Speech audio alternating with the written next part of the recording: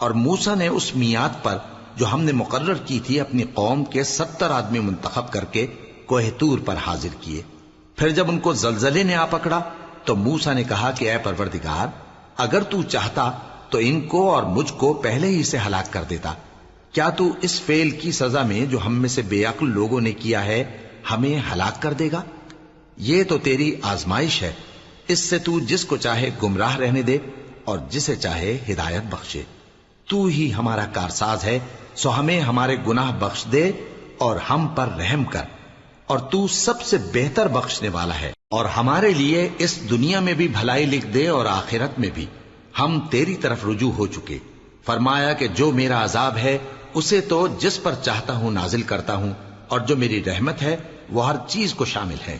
میں اس کو ان لوگوں کے لیے لکھ دوں گا جو پرہیزگاری کرتے اور زکوٰۃ دیتے اور ہماری آیتوں پر ایمان رکھتے ہیں۔